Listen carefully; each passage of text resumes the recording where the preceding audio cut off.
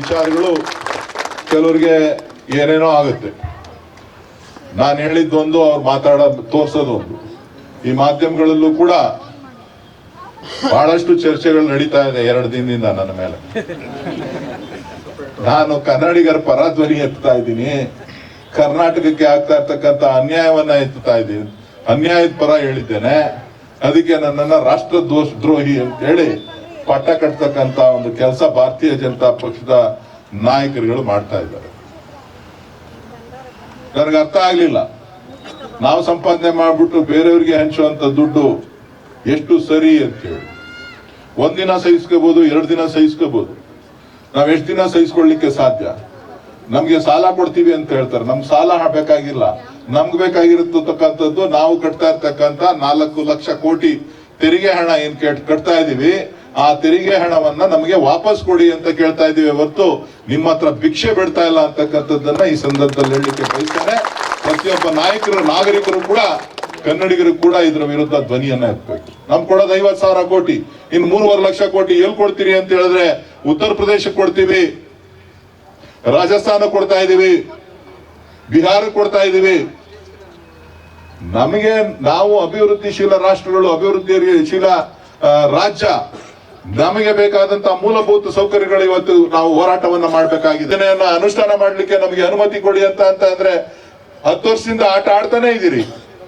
ನಿಮ್ ಸರ್ಕಾರ ಇದ್ದಾಗೂ ಅನುಮತಿ ಕೊಡ್ಲಿಲ್ಲ, ಈಗಲೂ ಅನುಮತಿ ಕೊಡ್ಲಿಲ್ಲ. ಏನಾದ್ರು ಒಂದು ಕಾರಣಗಳನ್ನ ಹೇಳದೇ ಆಯ್ತು ಅಂತ ಅಂದ್ರೆ ಜೀವನದಲ್ಲಿ ಸಾಯವರೆಗೂ ಕಾರಣ ಹೇಳ್ತಾನೆ ಇರ್ಬೋದು, ಕೊಕ್ಕೆ ಹಾಕ್ತಾನೆ ಇರ್ಬೋದು ಎಲ್ಲದಕ್ಕೂ ಕೂಡ. ಆದ್ರೆ ನೀವು ಕೆಲಸ ಮಾಡೋದು ಯಾವಾಗ? ಭಾವನೆಗಳ ಜೊತೆ ಅಲ್ಲ, ಅಭಿವೃದ್ಧಿಗೆ ಸಹಕಾರ ಕೊಟ್ಟಂತ ಸಂದರ್ಭದಲ್ಲಿ. ಇವತ್ತು ಈ ಭಾಗದಲ್ಲಿ ಅನೇಕರು ರಾಷ್ಟ್ರದ ವಿವಿಧ ಮೂಲೆಗಳಿಂದ ಬಂದಿದ್ದಾರೆ.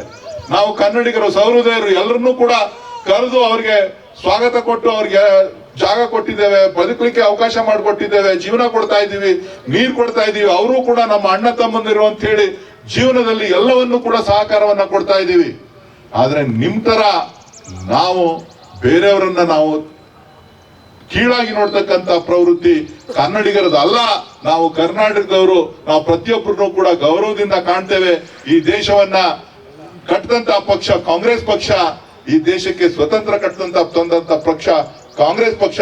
ಆ ಒಬ್ಬ ಸದಸ್ಯನಾಗಿ ಈ ದೇಶದ ಐಕ್ಯತೆಯನ್ನ, ಸಮಗ್ರತೆಯನ್ನ ಕಾಪಾಡ್ತಕ್ಕಂಥದ್ದು ನನ್ನ ಗುರಿ. ಆ ನಿಟ್ಟಿನಲ್ಲಿ ನಾನು ಕೆಲಸ ಮಾಡ್ತಾ ಇದ್ದೇನೆ ಅಂತಕ್ಕಂಥ ಮಾತನ್ನ ನಾನು ಹೇಳಲಿಕ್ಕೆ ಬಯಸ್ತೇನೆ. ನನ್ನ ಹೇಳಿಕೆಯನ್ನ ತಿರ್ಚುವಂಥದ್ದು. ಏನ್ ತಿರ್ಚ್ತೀರಿ? ಎಷ್ಟು ದಿನ ಹೇಳ್ತೀರಿ? ಏನ್ ನನ್ನ ಸಸ್ಪೆಂಡ್ ಮಾಡಿಸ್ತೀರಾ? ಮಾಡಿಸಿ. ನನ್ನ ಮೇಲೆ ಕೇಸ್ ಹಾಕ್ತೀರಾ? ಬಿಜೆಪಿ ಅವರೆಲ್ಲ ಎಲ್ಲಾ ಸ್ಟೇಷನ್ ಅಲ್ಲೂ ಹೋಗಿ ಕೇಸ್ ಹಾಕ್ತಾರಂತೆ. ಎಲ್ಲಾ ಸ್ಟೇಷನ್ ಅಲ್ಲೂ ಒಂದೊಂದ್ ದಿನ ಹೋಗಿ ಕೂತಿದ್ ಬರ್ತೀನಿ. ಏನೀಗ ಏನ್ರಿ? ಈಗ ಏನು ಆಗೋದಿಲ್ಲ. ಈ ರಾಜ್ಯದ 7 ಕೋಟಿ ಕನ್ನಡಿಗರು ನನ್ನ ಜೊತೆ ಇದ್ದಾರೆ ಅಂತಕ್ಕಂಥದ್ದನ್ನ ತಾವ್ಯಾರು ಕೂಡ ಮರಿಬಾರ್ದು.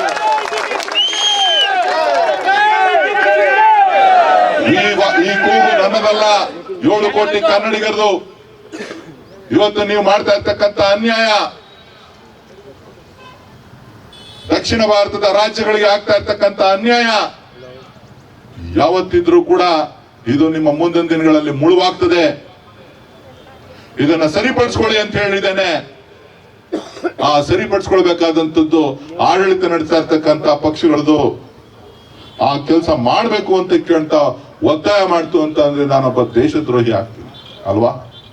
ಅದಕ್ಕೆ ಉತ್ತರವನ್ನ ಹೇಳುವಂತ ಕಾಲ ಹತ್ರ ಬರ್ತಾ ಇದೆ, ಹತ್ರ ಬರುತ್ತೆ. ತಮ್ಮೆಲ್ಲರ ಆಶೀರ್ವಾದ, ಸಹಕಾರ ಇರ್ಲಿ ಅಂತಕ್ಕಂಥ ಮಾತನ್ನ ಈ ಸಂದರ್ಭದಲ್ಲಿ ಹೇಳ್ತಾ